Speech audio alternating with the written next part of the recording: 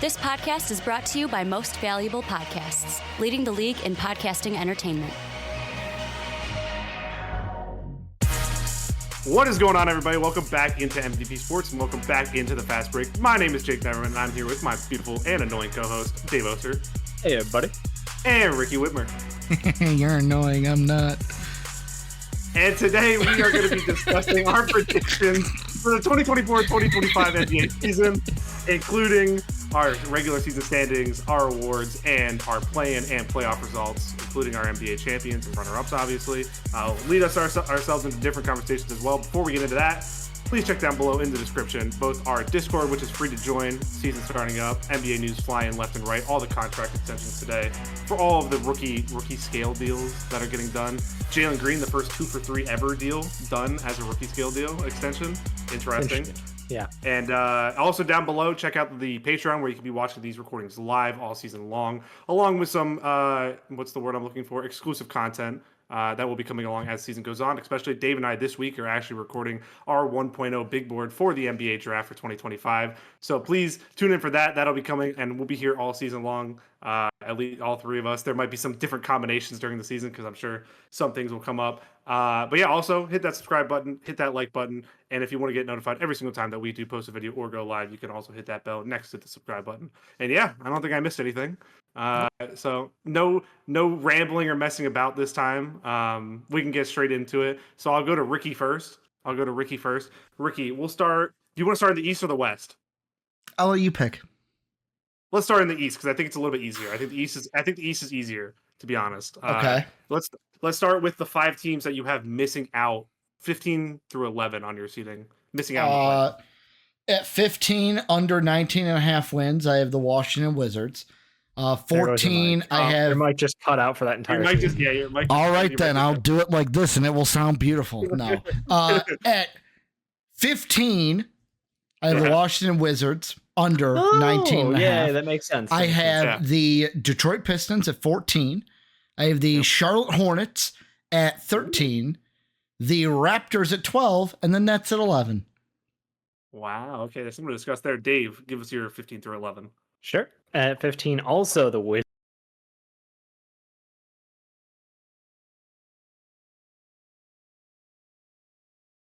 And at 12, I've got the Raptors, and 11, just missing on the playoffs, so I got the Hawks. All right. I'm going to need Dave to do me a favor and re-say all that, because when I unplugged my mic, everything froze. Oh, my God. I'm like, hey, I'm going to redo my connection, and then everything froze because my computer's a little POS. We're off to a hot start. Okay. So this is the content that you come to MVP for. At 15, I've got the Wizards. At 14, it's the Nets. 13, Pistons. 12, Raptors. And 11, I've got the Atlanta Hawks. Well, you might know that Dave and I might be a new what's the combination of the podcast? At 15, I got the Wizards. At 14, I have the Nets. At 13, I have the Pistons. At 12, I have the Raptors. Only disagreements. At number 11, I have the Charlotte Hornets. Okay. So let's start, Ricky. Again, also, if you did not, I think the team's video will be up by the time that this goes live. So if you do, so if that is live, go out and check. We spent a lot of time. We spent nearly an hour talking about our cumulative rankings for 21 through 30 teams. So this segment might seem a little bit fast in this. That's because we already dedicated an hour to most of these teams. But the only question that I really want to ask is, Ricky, you have the Nets up at 11. Dave and I both have them at 14. Why do you think they'll be above some of these teams? Yeah, this is something that, so I was talking to 2 of my coworkers yesterday, big NBA fans.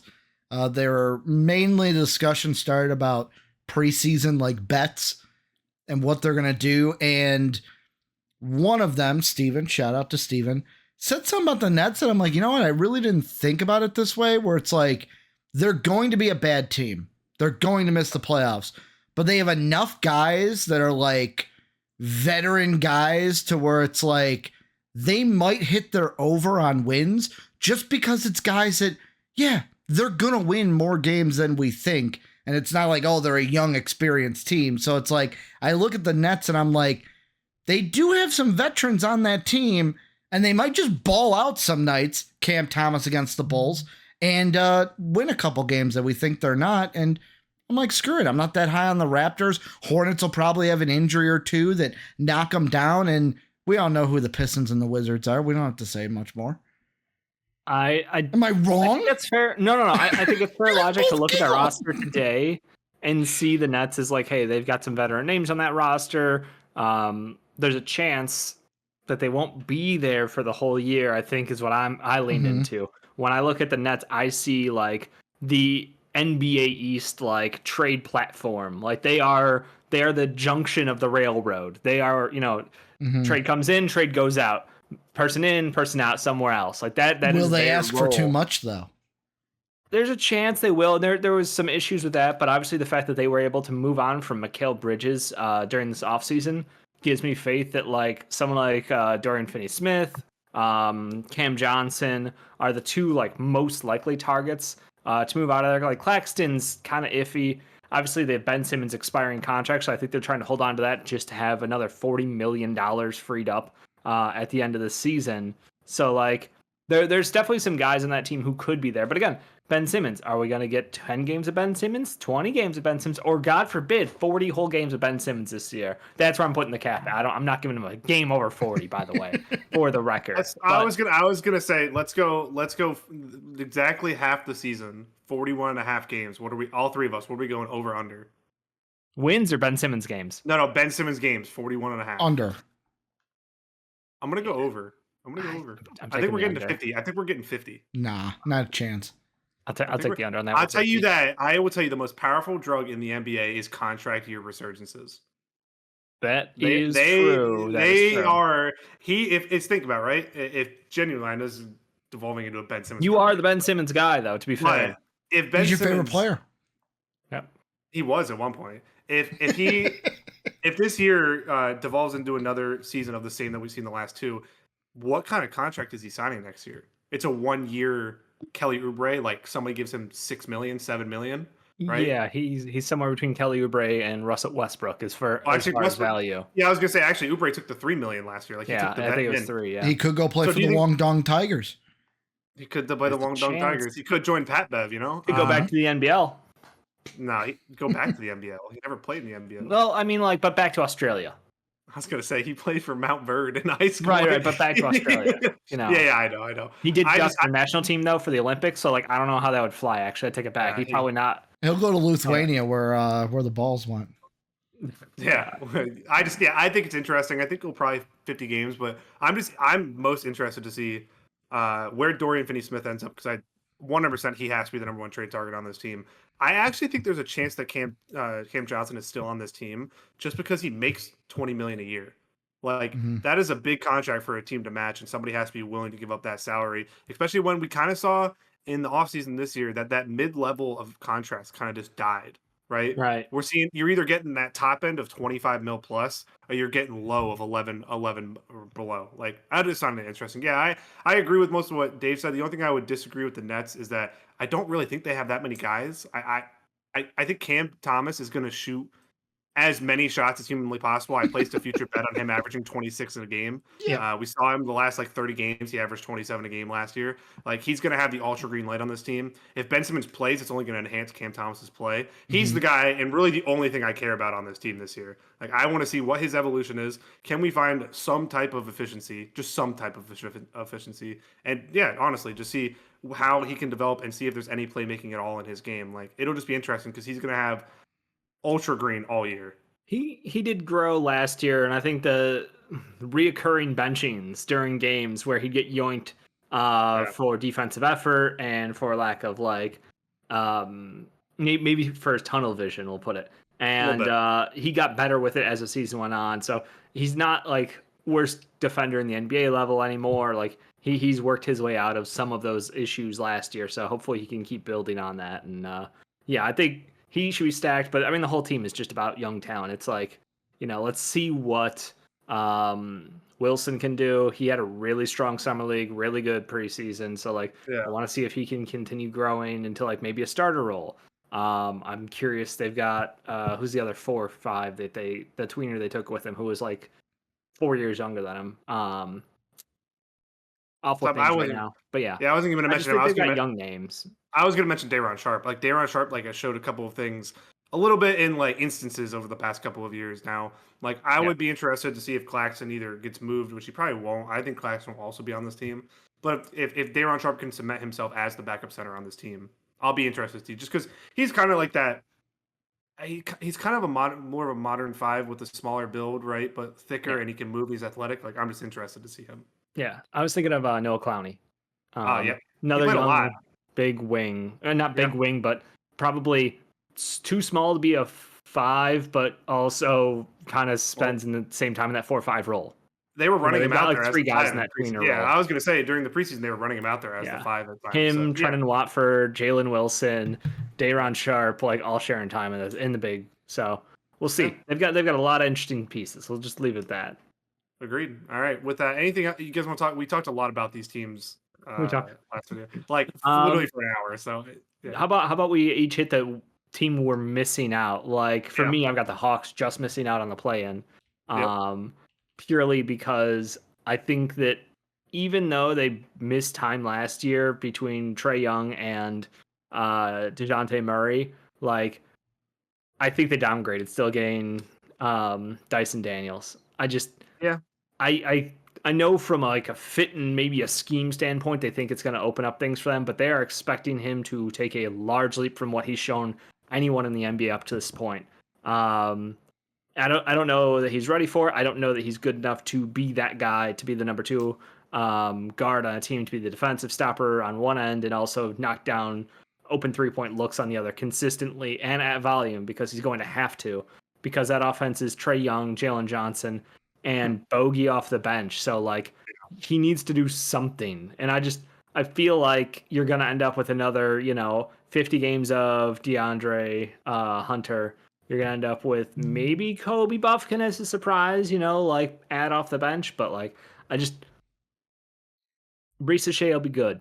They just feel like a team that's going to fall short. And that's where I got them.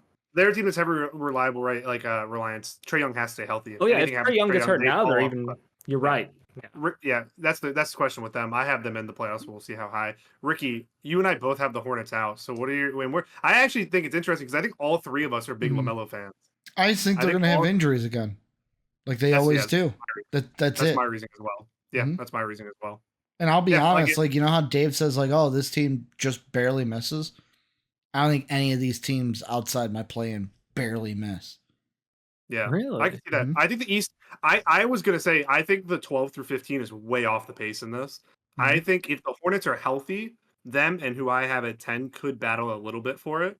But Mark Williams and LaMelo just every single year being hurt. Mm-hmm. Yeah, it just worries me honestly. But shout out to what's their rookie first round pick, What can I remember his name right now? Saloon? I always forget how to say his name. Tijan Saloon. He looked fantastic in preseason so far. So he had a really good shooting game. I don't know about fantastic. I like this play. I watched 2 of their games and I liked his play. So I didn't have very high expectations for him whenever I watched his highlight, his tape. So I'll be interested to see him this year. Brendan Miller is amazing, fantastic. He's there 20-some a night again. Yeah, he's the next up and coming wing. We all love LaMelo. I know Dave and I both love Mark Williams. Like, they just need to stay healthy. That's literally it for them. If they stay healthy, they could easily be in contention for the plan. Now we'll swap to the West real quick. We'll also do our 15 through 11 there. Is that what we're not doing? You don't like doing that? No, we do. We were doing East, then West, then. Oh, I thought the East is its own video. The West is its own video. Okay. Hey, that makes sense. I looked over we talked about this. Course correction. My bad. This is a new host. You figure it out, Mm-hmm. Ricky went first for the other one. So Dave, give me your 10 through 7. So you're playing teams for the East. Got it. 4 teams in the play-in this year for me in the East. I have 4 teams for everyone. That's weird. Yeah, I was gonna say it's always been 4 too. So I've got the Hornets, the Bulls, the Heat, and the Magic in ascending order. So no favoritism there at all. Obviously, putting the Bulls at 9. I'm just gonna put that out there. Yeah. Ricky, give me your 10 through 7. Bulls are at 10. Hawks are at 9. The Heat are at 8. The Magic are at 7. The Bulls are going to do just enough to make the play-in because, Jerry wants that playoff money because he ain't going to be making money off the White Sox anymore, sadly. Well, yeah, he'll make a ton of money off the White Sox when he sells them. Yeah, but then he'll stop making money off of them because it's not his team anymore. Well, Ricky and I are the We Agree podcast here. At 10, I got the Bulls. At 9, I have the Hawks. 8, the Heat. And 7, the Magic. We spent way too long on the Bulls in our last video. We are not going to discuss them in this one. It's just plain and simple. We're not going to trade anyone, and we're going to make the play in. Boom. Yeah. Easier said than done. If you want to go check out our Bulls conversation, check out our team's 11 through 20 video. They went for like 20 minutes. Was it 11 through 20? I thought it was 21 through 30. They made 11. They were not a top 20 team. Okay. I don't think so. Check out our team's video. Lonzo Ball's back. Video. Yeah, Lonzo Ball is back. Dave is happy. We already discussed the Hawks a little bit. It just comes down to, like Dave said, do they have the guys to Trae Young stay healthy? It's pretty as simple as that. The Heat. So 23. Everybody has them. So everybody has the Heat as in Magic 8-7, right? Yep. Mm-hmm. Okay, everybody has them. We'll start with the Heat then. Ricky, why do you think the Heat are going to fall? Like again, this is where they ended up last year, basically. So playing again, any players that you have higher expectations for, or that could take some of a jump for them this year? I just see them as the same team without Caleb Martin. Like they didn't do anything for me to be like, oh yeah, they're gonna be this much better. Like Jimmy's gonna be Jimmy. He'll miss a couple games because Jimmy don't play every game. And then it's gonna be, you know what, they'll do just enough to make the play-in. They'll play the Magic, and because the Magic are gonna be a little bit different. They're gonna be a team that's looking to prove. But I think in the East, there's going to be more teams looking to prove off of last year. That's why I got the Magic kind of like trickling down a little bit, not being in that top 6. Yeah, I mean, you nailed it as far as Caleb Martin out, Hayward Highsmith in. I mean, big whoop. Like that's how the Heat are seeing it, because it's just next man up mentality down there. I think that Jimmy being in a contract year is important. Him and Riles clearly have a bit of a contentious relationship right now as far as his value and his regular season appearances. So fully expect Jimmy to try out and try hard for the majority of the season. I do think Terry Rozier being there for the whole year is going to help them out as far as their just stability in the regular season. Like, I don't like Terry Rozier as a player, but I do think that on this team, he is going to soak minutes for them at a much better rate than like Kyle Lowry's corpse did. You know, it's just it's a flat upgrade for them. So I don't know about jumps. I think the big thing for them is like if Khalil Ware can pick up the system quick enough to earn minutes, it makes them a completely different team. What's the percentage that they make the top 6? Pretty low in my opinion. I'll give it 30. It's just, I mean, the only way they make the top 6 is if the guy at the bottom is a very unhappy human being for several months at a time. Okay. The guy at the bottom? Yep. Yeah, but even if I'm the unhappy guy, don't you think the Magic are above them? I don't know. I think that I think it'll be close. Yeah. It all comes down to injuries, right? This is all we're going to hear when we talk about a lot of these teams is if they can stay healthy. The Heat, I think we're going to see like 55, 60 games of Jimmy this year randomly because, again, it's a contract year, right? He's going for that 65 number. I was going to say, I didn't want to say 65 because I thought he'll get it. It might be a little bit overshooting, but like, it's the same team. They lose a versatile wing in Caleb Martin, who impact is more shown again in the playoffs than it is in the regular season because I don't know. He doesn't. They do lose a ball handler in him, which is a little bit important because Hayward Highsmith because Jaime. Yeah, but I don't listen. I Jaime think we might. So good. I don't. And he's know working yet. on a shot. I know it's not. Yeah. As anywhere close to what Caleb is, as far as being like a 3-point catch and shoot sniper, but he gives them someone who can dribble, who can attack in the paint, and like create really good possessions. I just think that he's much less limited, but again, they need to figure out if he can play with Jimmy and use that to their advantage because it's just if he can't shoot that, you can't have Jimmy, him, and Bam on the court. That's 3 non-shooters. Well, actually, Bam might be a shooter now. I know Bam might be a shooter. We did hit that. Yeah. The two guys, Terry Rozier and Tyler Hero, are just worrying me because I don't know. And it's Duncan the Robinson. But Duncan Robinson was good last year, though, and he added stuff to his game that we hadn't seen before. So if that could be a little bit continuation of that, the East is a little bit more interesting because I think like the Hawks, Bulls, and Hornets are kind of locked into those 3. If the Hornets are hurt, they drop out. Hawks and Bulls are there, and then you have this top 8, which is like all of them could finish. Besides the top like 2, all of them could finish in any order, and it wouldn't really surprise me that much. It just comes down to who's healthy and who's not. And if you're going to bet on me that the Heat are going to be a healthy team, I'm not buying it because every single year it's the same thing, right? And their depth is not. I mean, again, the Heat is next man up. I get that, but like their depth is not encouraging. And Bam is one of the most durable players in the entire league. And the reason their defense is so good year in and year out is because Bam Adebayo is that good. So you worry if anything happens to him, what do they do? Because they don't really have a secondary option to him. Yeah, and again, this is him without summer break technically Yeah. because Olympic year. So you Yep. wonder how they're going to look when it comes down to crunch time in the spring. I love Bam Think though. Bam about. is one of my favorite players. So Oh, I yeah. think he's absolutely tremendous. The Orlando Magic, Dave, I'll go to you. Uh, it's a little bit of a fall off last year. Obviously, a little bit lower seed. I think a lot of us weren't thrilled with their offseason. Like they may obviously getting KCP is a good addition, but they didn't really change much in terms of how their team is going to look, how the offense is going to look, and yeah, it kind of give me your overall thoughts. Yeah, I mean, they're going to continue asking Paolo to be part-time point guard. They're going to continue asking Franz to be a part-time point guard. And they're hoping that Suggs can take another step forward as far as his offensive game, which two of those three could hit. Obviously, Suggs got the contract today. Happy for him, get the bag. But I'm not 100% sold on him being, a true one in this offense. And that's okay because the offense isn't like purely based off of him. It's very much they're trying to build something similar to what the Boston Celtics have with two defensive guards and two big wings who can create. So totally respect the plan. I see the vision. Jonathan Isaac, again, I spoke super highly of his on the court stuff last episode. Talk about him being a defensive just monster. Probably get a vote for defensive second team this year if he can If he maintain plays, his he was healthy-ish last year. So but he averaged like the 15 minutes of greatness, right? yeah. Because I mean couldn't really do much the beyond that. lineup Yeah, data for him is just insane. it's insane. He's insane. Yep.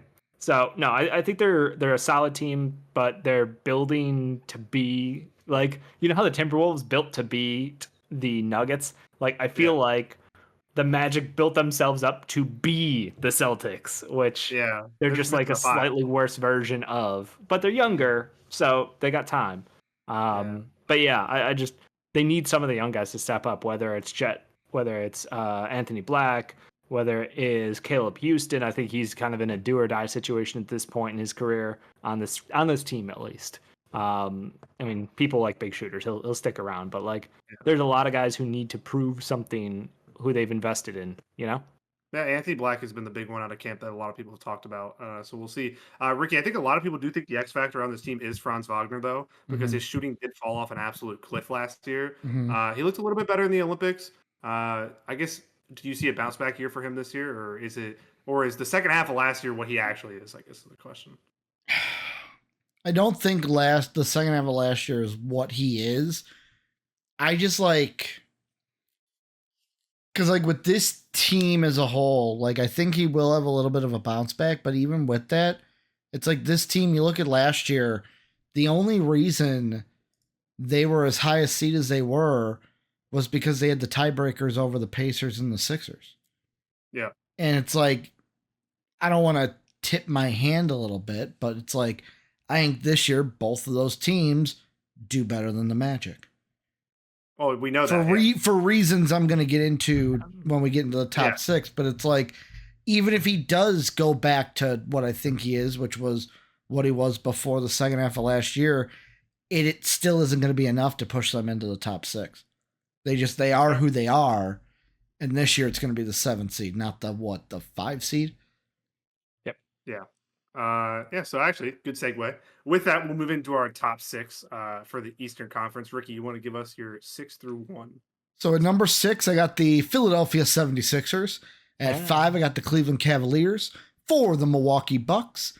3, the Indiana Pacers. 2, the Boston Celtics. And number 1, the Villanova Hova, the Knicks. Okay, we spicy.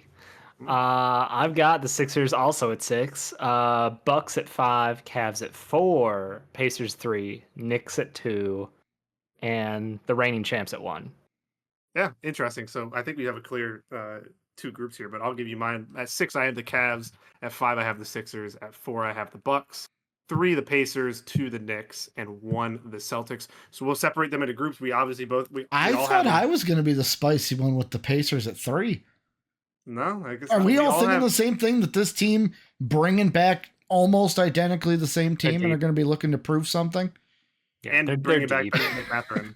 Yeah. Like it's we'll start at the top then because we'll start with the Pacers. Like they're off their transition numbers, their half court numbers, both Just looking offensively to and run. defensively last year. No, but both, like even when they didn't run in the half court, they were I think the best offense in the league at one point in the season. They're just phenomenal, right? It's basically like a plug and play system. We talked about them a little bit last time, but like Rick Carlisle has this way. He developed this system where if Tyrese Halliburton misses games, TJ, you get in there. Nemhard, you can also do a little bit of the ball handling, initiating. You know, Miles Turner in the back was Isaiah Jackson, who also played a little bit last year. You have Jarris Walker coming up this year. Bennedict Mathurin's going to be back for the whole season, hopefully this year. Like they are just so deep that even if somebody like one of their players takes a step back in terms of production, they have another guy that go, you're up. Yep. Like Jarris Walker, I will stand by that. If he is used, he is a game changer. Like he's not going to be a guy who's going to like gaudy stats and all that, but he's a guy who can switch on to almost anybody defensively. The shot is coming along, and he's just another big body who is a freak athletically that teams have to deal with in this system. And the fact that they asked him to lose weight to slide down to the 3 is also a sign of faith in there. And they're like, look, we have Pascal Siakam, we have Obi Toppin. They are great fits for our system. They do exactly what we want at the 4. But we need a way to get you in the game. Like, you're too good to not be involved in our plan. So I'm excited for him that he has like taken the challenge and like he's growing his game and accommodating the systems. And then the other thing that like you mentioned for part of last year, Halliburton got hurt pretty dramatically last year and then toughed it out to try to earn himself a bag, which I can respect. But like, you're telling me if Halliburton's healthy for the full year, like this team isn't just an absolute monster in the regular season.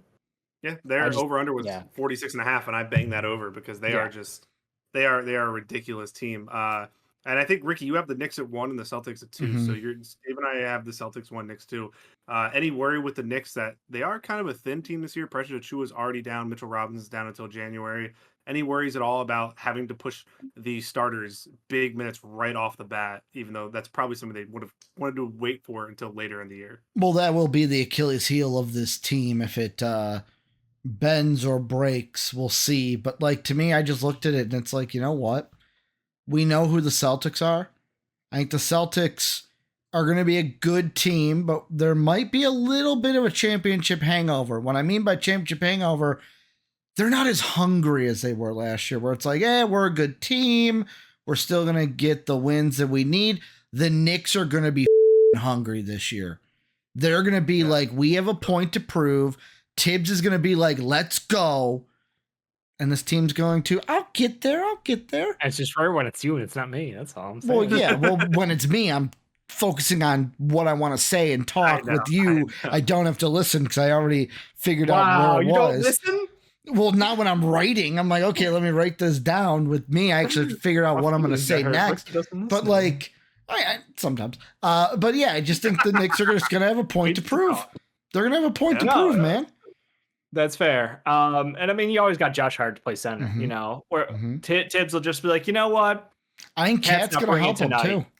I mean, Cat's going to be fine. I'm very curious to see how well he can, I don't want to say like get up to pace for Tibbs again, because like he played for Tibbs once already in his career. I forgot about that. Well, he did. He played for him once in his career. And I think Yeah, that's what I'm like. I'm being generous. I'm like, look, the pressure's not on him this time. He's not the guy. So I'm very excited to see, like, how is he going to fit in this roster and what's his role going to be offensively? Because obviously Mikal Bridges' shot has taken a lot of criticism this offseason and for potentially do, you know, the right reasons. But, you know, are we going to be asking Cat to play like he did last year or like he did 2 years ago as far as, like, his offensive shot profile and, like, obviously, with Gobert there, he was getting different looks than when he was playing with Naz Reid, too. So, like, or is it going to be like roll the clock back to 2021 Cat, and he's out there becoming, you know, more of an offensive force, and they're letting, like, the wings focus on defense and do their thing out there, and Mikal's not taking, you know, 10 to 12 shots a night. He's down to, like, 8 maybe. So it's gonna be interesting to see where Tibbs goes with the offensive creation on the system, because like Jalen Brunson could just one man show this, and like they'll probably still win 45 games just on that. So the rest of it's just bonus. I respect the fact that they're very talented and they're a little thin at the wrong position right now, but like I don't know. I look at Boston and I'm like, Jaylen Brown proved something in the finals, and Jason Tatum had to sit on a bench for gold medal, and I'm kind of thinking that like that team's not done proving things yet. They're gonna win the most games by 20 points this season. Like if that's a bet, I would like to place it. Yeah, Peyton I know Pritchard's that. gonna have hilarious numbers because they're gonna run that bench unit, and they're gonna still beat teams with the bench unit. Yeah, I shout out JD, fellow MVP member, but he did not like our Jason Tatum disrespect Oh, on yeah, on yeah. the player rankings, even though we had him top 3 in his Yeah. position. I think probably you get a little bit more of a, I don't want to say angry because I don't know if he has that in his bones, but more maybe of a hungry Jason Tatum this regular season, because you might see him do the Embiid Jokic of we're gonna stat pad because we won an award. You know what I mean? Like we're gonna go So out do there you and hunt. agree with our buddy Retro, who says he'll probably have more assist numbers this year because he'll be Yeah, I chasing mean, like an MVP? yeah, the assist numbers were going to be there though because the system is built for him to get them. You know what I mean? Like especially towards the playoffs, he did it more in the playoffs because they lean Mhm. more into it, right? I I think he's going to try to be both. If I'm being honest, I think he's going to try to be their primary scorer and their primary creator, which is a lot to take on. But when you play on a team where you have Drew Holiday, Derek White, and Jalen Brown around you, like it's definitely possible because the spacing on that team is tremendous. I know that JD even mentioned that Luke Cornett's probably going to maybe even get some starts because they don't want to run Al Horford out there right away. Uh, my boy Luke Cornett. So I guess we'll see. The team is interesting. I think, like Dave said, though, I do think Peyton Pritchard, we see a little uptick in his offense, especially at the start of the year with Porzingis out. So those shots are going to be available somewhere, right?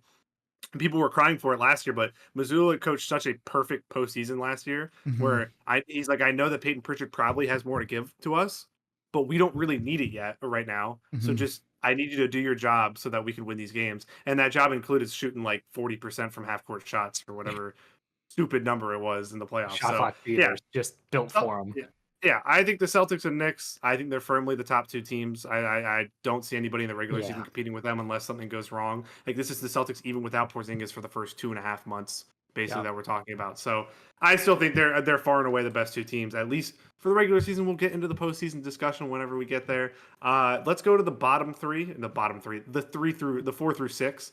We all have the same teams. I believe you both have the Sixers at the 6 seed. I have them at the 5 seed. Uh, I guess we'll start there. Good news today, actually, is that it seems like Joel Embiid will probably play the season opener, Yep. and it also looks like he's lost weight again because it looks like Slim Beat is back. Ah, We'll see how long that one lasts because they had the blue and white scrimmage the other day, and he was there doing drills and stuff. And it seems Paul George was at shoot around and doing stuff in practice, but I don't think he did contact. We'll get an update on both of them tomorrow. But it seems the Sixers 3 injury scares in the preseason, and I think they went 3 for 3 in avoiding massive injuries. Maxey is good to go.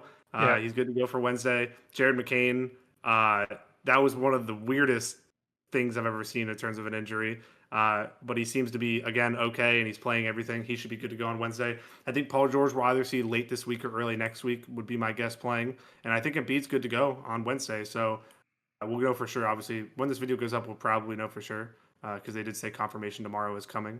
Mhm. Yeah. So yeah, I find it interesting with them. I think the most again, I think I speak for all of us, but you can correct me or stop me if I'm wrong. I think the reason most of us have them this low is because they're not going to take the regular season as serious as if they did, or their injury concerns. It's all wrapped into one because we all think that Embiid and Paul George are probably going to play less than 60 games.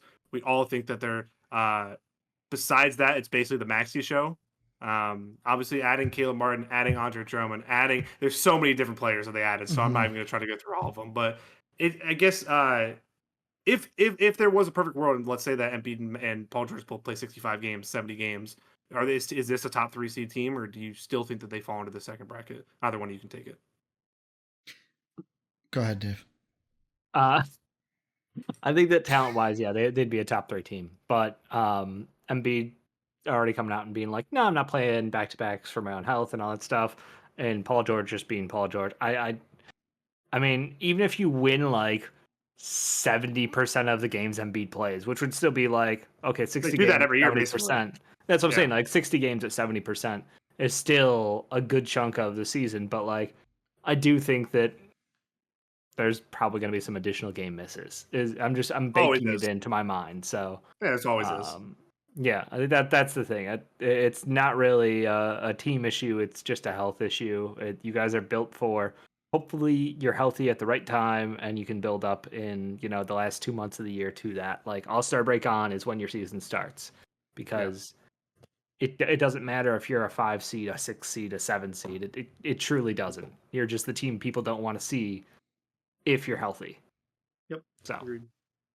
And they have a move to make. So, like, the trade deadline will be interesting for them because you still have the 4 first-round picks, I think it is, including a Clippers unprotected pick. So it'll be interesting to see who they bring.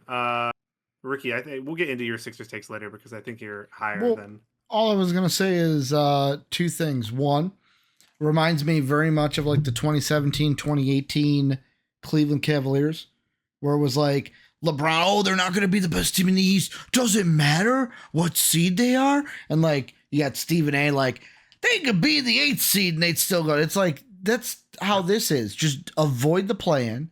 It doesn't matter that you're 6. Just avoid the play-in. And this team is built to go on a run. The other thing I look at is you guys aren't the New York Rangers in the NHL. You're not going to hang a banner if you're number 1 that says regular season champs, because it's not what it's about. Nobody cares if you won the regular season. I'd like a banner. Yeah, honestly, the New York Rangers Cup winner though. Yeah, no, but that's different. I'm talking like the Rangers in hockey have a banner hanging from their stadium that says regular season champions. To be fair, doesn't the NHL give out trophies? They have they could have just said President's Trophy winners, but no, they went with regular season champions. There you go. Again, I think it's interesting. I will say on the Embiid stuff that it actually, I think a lot of Sixers fans panic, but it actually does encourage me that it seems like, I hope that it is how it sounds, is that they're actually taking his knees and his body in total in seriously this year. I do think we didn't talk about it much last time, so I just have to get this thought out I thought about it the other day. I did think that it was interesting because I was watching us in the preseason. I rewatched some of our preseason games, and I think the only worry that I have for this team and at the deadline they're going to have to address is they need another ball handler, because you don't want to get to the playoffs and have to rely on Lowry a lot again this year. Yep. And also, I don't really want to see Paul George being a whole initiator for a long time in the regular season. That's not the kind of role that I think I want him used in. And my fear is that we get to January and we're healthy, but the team still isn't like as dominant as you think, and they start going back to the Embiid as a hub at the high post, and we start getting back into that he's having to go and get 38, 40, 50 a night for a team to win. Maybe it's a little PTSD because we did replace Tobias Harris with Paul George, so like you would think that's a massive upgrade, but in terms of the team's identity, I don't know that I have seen much change, because there's a heavy reliance on veterans on the bench. And then you have guys like Jared McCain and Ricky Council, but are they going to get run is my question when we get into the regular season. So it's just a question that I have, and I don't really want to end up in that same scenario. That's my fear of worst case scenario. We'll see. Again, I think like Ricky said, if they get to the playoffs, they have a shot. It's just what is the percentage of them getting to the playoffs healthy? I'm saying 25%. No, getting to the playoffs healthy. If they rest Embiid, 50-50. I would say 60%. I mean, Embiid being healthy after the first round is about 12. Yeah, I just don't buy that just plummets. There's just always something. No, it's just Embiid. He's gonna get hurt in the playoffs. That's what he does. It's just like we played the Nets a couple years ago and somebody fell on his knee and he sprained his knee. Like, it's literally just I don't know. Most of them are unlucky. Let's hope they have a bubble wrap. Regular season. Bubble wrap's the thing. Let's talk about the Bucks. I had the Bucks at 4. Remind me where you guys had them. 4. 5. So we all think 4-5 matchup for them. Chris Middleton is supposed to miss an indefinite period of time already. Oh, shocker! The guy who had his ankles broken and recreated again is going to miss time. Who could have seen that coming and ranked him appropriately? Still top 10 in his position. Who could have seen that coming? If he's healthy for the playoffs, I guess that's all that matters, right? That is a take coming from you. I'm just saying. It's true. Giannis has missed the last 2 years, so really should the injury concern be about Giannis in the playoffs? That's why I have him at Got 4. past the first round. Got past the What? second round. Got past the third round. We're talking about versus Chris Middleton. We're I'm not talking doing about Giannis. You shouldn't worry about Giannis's health because he's already been there, done But that. I'm saying, yeah, but just because he's been there, done that, does not mean that the last 2 years get erased. Well, I'm saying for this team, does the injury concern have to be having Giannis? They didn't make healthy it past in the first round last year. No, No, he's no, saying in last year. general. I know. I'm talking about last year, though. yeah. The last year he was Pacers beat hurt and they lost. Yeah, and Chris Middleton was the only reason they were in that series for a large period of time. So, Ooh, I don't know. 2023. They got bounced in the first round by Miami. I think my worry with this team is, one, Doc Rivers, and two, they're just old. Like, they're really, really old. Like, they're older than the Sixers, which is hard to do right now. I mean, 2022, they got a free pass in the first round. I was waiting for Ricky to realize They played us. Oh, they played the ball. Yeah, I know they went to the finals, Dave. I'm just saying. Recently, they haven't gone far.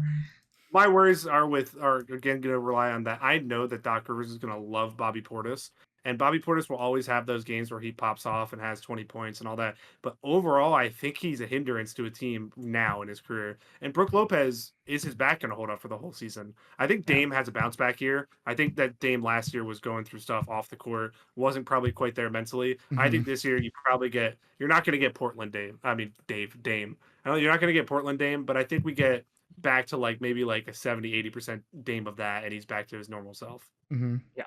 If he can bring it every night, that'd be great. Because he didn't last year. So but we'll it's see the if same he's thing going to with be a Doc, part-timer. right? It's the same thing with Doc. It's Doc Rivers. So I guess we'll see. The last team to talk about in the East is the Cleveland Cavaliers. I guess the only real thing to talk about them is Strus is out for 6 weeks already. Yep. And Kenny Atkinson is the new coach. There's not much else to talk because they're the same team running it back. So they are who we thought they were. 5 through 7. Will he shoot the ball from more than 6 feet away? We'll find out. And can Darius Garland not break his face this year? Yeah. Is Isaac going to get any better? If you have to rely on Karis LeVert, you know exactly what you're getting. Yeah. All right. No. Amoni Bates is going to be their savior, right? No. I wish they would play Craig Porter Jr. more because I actually like his game. I wish they would actually play him, but I don't know if he will. I think I really hope Darius Garland has a bounce back here because I still think he's a tremendously talented player. He just has been so unlucky with injuries the last couple of years. And Kenny Atkinson, if there is a coach to get a guard going again, it's Kenny Atkinson. He's the right guy. Yeah. Jalen Tyson, I hope you have a great G League season. You looked pretty good in preseason. Like the energy.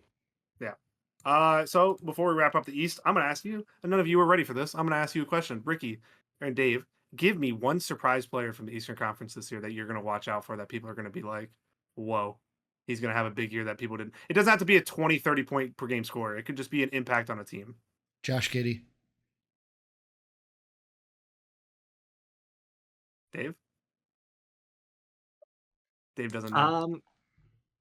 I'll continue to lean into the pressure. Jordan Poole.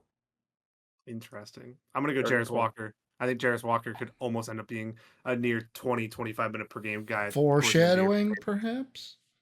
Maybe you are foreshadowing. But that'll do it for our Eastern Conference rankings for the regular season.